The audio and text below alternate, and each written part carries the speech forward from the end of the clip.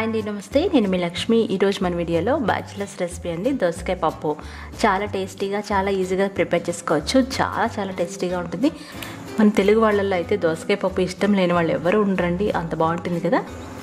So రెసిపీని చాలా తొందరగా నేర్చేసుకుందాం. ఒక కుక్కర్ తీసుకొని చిన్న కప్పుడు ఒక 50 గ్రాముల వరకు కందిపప్పుని వేసుకోవాలి. ఈ కందిపప్పు మంచి క్వాలిటీ తీసుకుంటేనే మీ పప్పు ఎప్పుడూ రుచిగా ఉంటుందండి.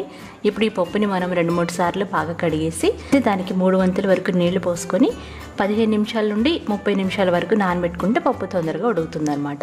15 నిమిషాలు అయిన తర్వాత ఒక మీడియం సైజ్ దోసకాయని చెక్కు తీసేసి ఇలా పెద్ద ముక్కలుగా కట్ చేసుకోవాలి. ఇలా వేసేటప్పుడు మీరు ఖచ్చితంగా దోసకాయని రుచి చూడాలన్నమాట. ఒక్కొక్కసారి చేదు దోసకాయ ఉంటుంది, చేదు ఉంటే మాత్రం వేసుకోకూడదు.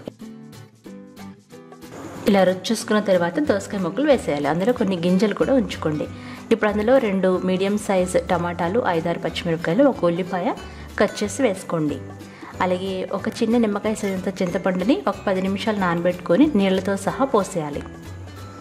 అందులో 1/2 టీ స్పూన్ పసుపు, 1 టీ స్పూన్ కారం, 1 టేబుల్ స్పూన్ నూనె ఎందుకంటే తొందరగా ఉడకటానికి అనమాట.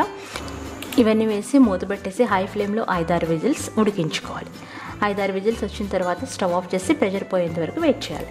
ప్రెషర్ పోయిన తర్వాత మూత తీసేసి మరీ ఎక్కువ మ్యాష్ చేసేయకూడదు అనమాట. ఎందుకంటే దోసకాయ ముక్కలు మన పంటికి అక్కడక్కడ తగులుతూ ఉంటే చాలా బాగుంటుంది. మీరు కావాలనుకుంటే కొంచెం వాటర్ పోసుకోవచ్చు మీ కన్సిస్టెన్సీని బట్టి.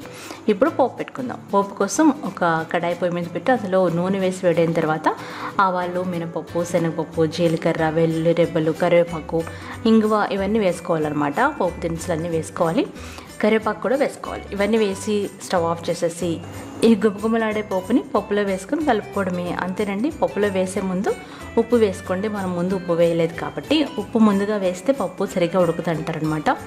అందుకని మనం ఉడికిన తర్వాత వేసుకోవాలి, అంతేనండి. ఉప్పు సరి చేసుకొని సర్వ్ చేసుకోండి. వేడి అన్నంలోకి దోసకాయ పప్పు భలే బాగుంటుందండి. పుల్లగా చాలా కమ్మగా ఉంటుంది.